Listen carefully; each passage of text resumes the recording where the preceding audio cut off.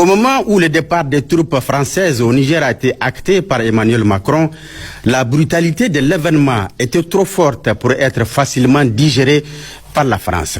Cela, tout le monde pouvait le comprendre.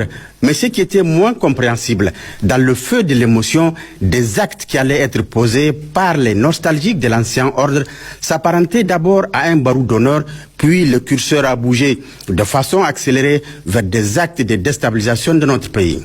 Pour ce faire, ils ont développé un scénario digne d'une fiction hollywoodienne dont la trame a pris en compte tous les acteurs favorables à leurs objectifs, y compris des figurants. Après avoir compté en vain sur la CEDEAO qu'elle a instrumentalisée, la France a isolé un des acteurs qu'elle croit influent au sein de cette institution communautaire pour poursuivre sa sale besogne.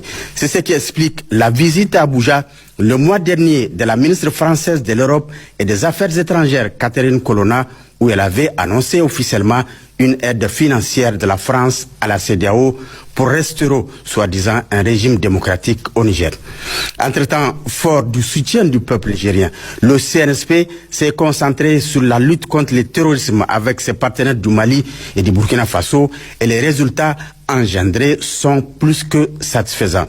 La sécurité et la paix reviennent progressivement au Niger, en attestent les bulletins hebdomadaires des opérations de FDS régulièrement diffusés sur nos antennes. Au vu de cette victoire d'étape obtenue par le peuple nigérien, la France a actionné une autre stratégie, cette fois-ci sur le plan communicationnel, pour continuer sa guerre contre le Niger sans pour autant abandonner la première. Une stratégie portée par les médias occidentaux avec un narratif dont l'objectif est d'attribuer le mérite des succès de nos FDS contre le terrorisme au Wagner, et ce concomitamment avec une démarche sournoise auprès des chancelleries et des organisations internationales pour nous dénier la capacité de nous défendre. Les influenceurs internes et externes sont aussi mis à contribution dans cette guerre asymétrique que la France nous livre depuis les événements du 26 juillet 2023. Évidemment, il s'agit d'une propagande purement mensongère utilisée pour isoler le Niger sur le plan international et qui va s'estomper, plaise à Dieu, devant sa limite objective.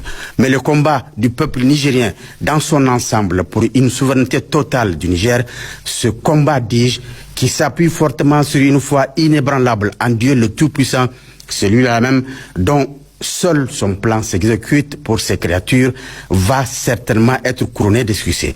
Reste à présent pour nous de continuer à nous accrocher à cette foi en Dieu et à continuer la lutte et jusqu'à la victoire finale.